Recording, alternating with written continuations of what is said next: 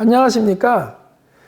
저는 서울 명덕초등학교 김용근 선생님입니다. 오늘 금요일의 과학터치 강의는 연거 드라이아 쓰기를 통한 푸른 지구 다시 보기라는 주제로 시작하겠습니다. 연거 드라이아 쓰기라는 게 생소하죠? 연거 드라이아스라는 고산의 높은 곳에 사는 식물의 이름인데요. 그 식물이 낮은 쪽까지 내려와서 기후변화가 일어났다는 방증을 표현하는 그 시기를 연거 드라이아스기라고 하고요. 환경 공부를 하는 사람들은 많이 알고 있습니다. 즉, 이 시기는요, 한 10,000년 전, 지금으로부터 10,000년 전의 시기를 말하는 겁니다. 지금 강의는 굉장히 물리적인 부분도 많이 들어가 있고요. 지구과학에 관련된 내용도 많이 들어가 있으니까 천천히 잘 따라하면서 내용을 파악했으면 좋겠습니다. 그러면 강의를 시작하도록 하겠습니다. 네, 세기의 표층 순환을 표시한 겁니다. 보면 빨간색은 난류이고요. 그 다음에 파란색은 한류입니다. 즉 빨간색은 따뜻한 물이고 파란색은 찬물입니다. 우리가 태양 입사량, 태양열이 들어왔을 때 적도 부근을 집중적으로 비추잖아요. 그래서 열이 굉장히 많은데요. 그 열은 다음과 같은 해류의 흐름으로 저쪽 북쪽에 있는 그 스칸디나비안 반도나 아니면 우리나라나 아니면 알래스카까지 해류가 이동하면서 그 열이 서로 분산되어서 일정한 온도로 살 수 있기 때문에 인류가 북극 각권에 가까운 곳까지 살 수 있게 되는 것은 바로 이 해류의 이동 때문입니다. 만약에 우리 적도에 있는 따뜻한 물이 쿠로시오 난류와 같이 위로 올라가지 않으면 우리나라나 일본은 굉장히 추운 나날이 될 것이고요. 또 멕시코에 있는 멕시코 만류가 영국이나 스칸디나비아, 노르웨이 쪽까지 올라가지 않는다 그러면 유럽은 굉장히 추운 기후를 갖게 될 것입니다. 근데 이 해류는 어떻게 해서 뱅글뱅글 이렇게 돌까요? 한번 그런 내용까지 한번 공부를 해 보도록 하겠습니다. 네, 지금 이것은 멕시코 만류의 이동인데요. 위와 같이 미국에 있는 뉴저지, 뉴욕, 여기 플로리다 등이 있는데요. 여기 있는 바닷물, 대서양의 바닷물이 위로 올라가면서 서유럽까지 이동하기 때문에 유럽은 매우 따뜻한 기후가 되는 것입니다. 기후의 이동은 열염순환 모식도하고도 연결이 되어 있는데요. 위에서 이렇게 보면요. 우리가 볼 수 있는 극지방하고요, 적도지방이 있어요. 근데 보는 것처럼 우리가 그 해류가 이동하기 위해서는요, 적도지방에 있는 물이 극지방으로 이동했을 경우 극지방에서 가라앉아야 되지, 이와 같이 빈 공간을 이용해서 뱅글뱅글 돌게 되는 것입니다. 왜냐하면 표층에 있는 온도는요, 물은요, 극지방으로 갈수록 추위가 오기 때문에 밑으로 가라앉게 됩니다. 그래서 극지방은 추워야지 이렇게 물이 가라앉게 되는 것입니다. 그리고 그 공간이 비어 있으므로 적도지방에 있는 물이 극지방으로 계속 이동하게 되는 것이죠. 다음 그림을 보면 더 이해하기 쉬운데요. 지금 지구의 지표면을 옆으로 자른 것입니다. 유럽 북극에 있는 극지방에 있는 물이 추위와 함께 가라앉아서 이동을 하고 심해로 이동을 하고 우리 적도 부근에서 다시 치솟아 올라서 이와 같이 해류를 이루는 것이죠. 다음 그림을 통해서 보면 굉장히 더욱 간단하게 표시한 것인데요. 적도 지방에 있는 물이 이와 같이 영국, 아이슬란드 쪽까지 이동한 다음에 극지방의 추위로 인해서 물이 가라앉으면 심해로 내려가서 그 심해는 천천히 이동을 하면서 적도지방에서 다시 상승을 하고 다시 표층에 있는 따뜻한 물이 북극까지 이동하면서 큰 띠를 이루면서 이동하는 것입니다. 이 띠가 정지돼 버리면 극지방은 매우 큰 추위가 찾아오게 됩니다. 그래서 극지방은 추위가 계속되어야 합니다. 그리고 적도는 따뜻해야 하고요. 근데 극지방이 요즘에 춥지가 않죠. 기후변화로 인해서. 이 내용은 이 컨베이어 벨트 같이 흐르는 해류의 이동이 정지될 수도 있다는 그런 위협을 줄 수 있는 상황입니다. 과거에 연거드레아스기 때 그런 상황이 이루어졌습니다. 한번 볼까요? 네, 연거드레아스기인데요. 우리가 10,000년 전의 지구의 모습을 지금으로부터 10,000년 전, 12,000년 전의 모습입니다. 10,000년 전, 12,000년 전에 존재했던 그 기인데요. 그 시기를 표시를 한 모습인데요. 연거드레아스기가 바로 이 시점입니다. 즉, 갑자기 추위가 계속되어 오다가 갑자기 따뜻해진 시기를 나타낸 것이고요. 그리고 나서 추위가 온 모습입니다. 따뜻해졌다가 갑자기 추위가 온 것이죠. 이 앞전에는 굉장히 추웠어요. 추웠는데 갑자기 따뜻해진 다음에 갑자기 추워졌던 그래프를 볼 수가 있죠. 그 이후에 다시 따뜻한 모습이 현재까지 이어온 것인데 왜 이 시기는 따뜻했다가 갑자기 추워졌을까요?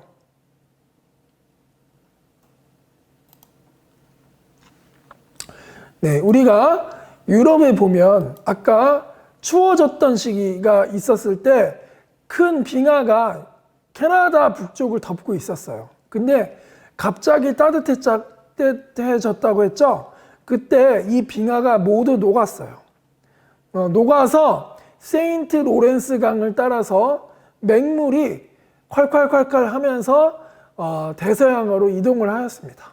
그때의 흔적이 지금 캐나다와 미국에 있는 오데오에 남아있는 것입니다. 빙하의 흔적입니다. 그래서 빙하가 녹은 물은 맹물이죠. 그 맹물이 대서양으로 급격히 유입이 됐습니다. 즉 여기에 보는 것처럼 따뜻했던 시기에 맹물이 많이 녹아서 나아가니까 갑자기 추위가 찾아온 것입니다. 왜 그랬을까요? 왜 추위가 왔을까요? 따뜻했는데 왜 추위가 왔을까요? 바로 이 메비우스의 띠, 그 컨베이어 벨트 같은 내용의 비밀이 담겨져 있습니다. 갑자기 따뜻해니까 우리 그린란드나 북유럽 그리고 캐나다나 미국에 있었던 많은 만년설들이 녹아서 맹물이 가득 차게 됩니다. 대서양에. 그렇게 맹물이 가득 차니까 여기서 가라앉아야 되거든요. 빨간색으로 올라왔던 물이 가라앉아야 되는데 맹물이니까 밀도가 낮으니까 가라앉지를 않는 거예요. 이해되시나요? 맹물이 가득 오니까 가볍게 되죠. 가벼우니까 이 시기에 가라앉아야 하는데 가라앉지 못한다는 거예요. 그러니까 이 공간이 그냥 그대로 차지해 있다 보니까 위와 같이 따뜻한 물이 북반구까지 흘러가야 되는데 정지되어 버린 것이죠. 이 벨트가 물의 흐름이 정지되니까 당연히 이 유럽과 그 북반구는 추위가 오게 되는 것입니다. 이해되시나요? 예, 그래서 북반구는 큰 추위가 있었다. 왜? 해류가 흐르지 않았기 때문에 큰 추위가 있었다. 라고 하고요. 그 시기를 연거드라이아스기라고 하고 10,000년 전, 12,000년 전 그 시점에 한 2,000년 정도의 그 시점이 굉장히 추웠다 라고 정리할 수 있습니다. 자, 그러면 그 시기에 어떠한 변화가 있었을까요? 우리 조상들은 어떠한 변화가 있었을까요? 그 시기에. 그 공부를 바로 이어서 해보겠습니다. 자, 18,000년 전에 마지막으로 빙하 시대는 끝났고 갑자기 따뜻해졌다고 했죠. 따뜻해가지고 그 안정된 기후 속에서 그 따뜻한 시기에 우리 조상들은 열매도 따먹고 채집하고 그다음에 창을 들고 나가서 동물을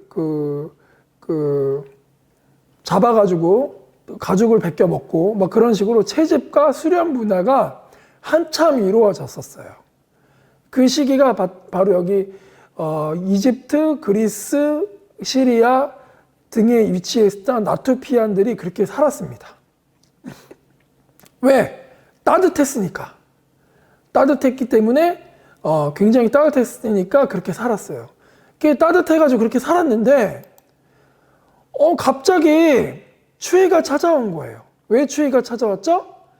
따뜻했던 그 시기가 빙하가 다 녹았는데 녹은 빙하가 그 북반구의 물이 가라앉으면서 해류를 이동시키는데 도움이 됐어야 됐는데 맹물이 다 녹아버려서 해류가 정지되었다고 했죠. 그러고 나니까 결국 추위가 찾아왔어요. 그래서 추위가 찾아와서 인간 생활에 큰 변화가 있었던 거예요. 자, 앞에서는 따뜻했기 때문에 수렵과 채집 활동을 했지만 열매 따먹고 열매 떨어졌으면 또 이동해서 또 열매 따먹고 가죽 뺏겨 먹고 그렇게 살았는데 갑자기 추위가 오니까 어떻게 되겠습니까? 열매가 잘 자라지 않았고 가축도 다른 데로 이동해도 그 열매가 또 없었고 가축도 없었고 그랬죠? 12,000년이 되고 나서는 생활의 변화가 생길 수밖에 없었어요. 그러다 보니까 식용작물을 저장하고 가공하는 거, 열매를 우리가 그때는 막 여기저기 이동했지만 12,000년이 되고 나서 정착해서 작물을 저장하는 기술을 키우게 됐고요. 그 다음에 수확하고 식용작물을 기르는 또 정착하는 그런 시점이 된 겁니다. 그러다 보니까 여성 노동력도 필요하게 됐고요. 그 다음에 식량 확보를 위해서 촌락 간의 울타리가 형성이 되고 그렇게 사회적인 상황이 이루어지게 된 것입니다. 그전에는 저장할 필요가 없었고요. 여기저기 그냥 막 다니게 됐는데 이때부터는 추위가 오니까 농작물이 많지가 않아서 정착하게 될 수밖에 없었던 거죠. 그래서 식물을 재배하고 수확하는 등의 진보적인 생활이 이루어졌게 된 것입니다. 그래서 그런 그 나투피인들의 생활 변화로 절구와 공이 등을 이용해서 식량을 가공하고 저장하는 공동체 문화가 활성화됐고요. 아까도 얘기했듯이 울타리를 형성이 생겼고요. 계급이 생겼고요. 농경생활과 촌락사회를 이루게 된 거예요. 즉 이러한 기후변화로 정착생활과 촌락을 이루게 된 결과적인 내용을 얻게 된 것입니다. 그래서 이러한 혁명적인 고도사회의 변화는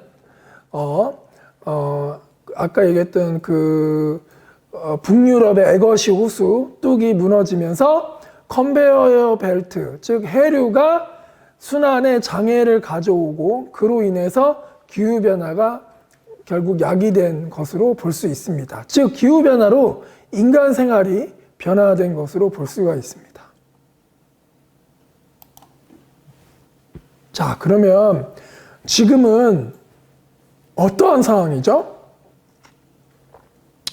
추위가 점점 없어지고 그 기후변화로 지구온난화가 이루어지고 있는 더위가 많은 상태죠.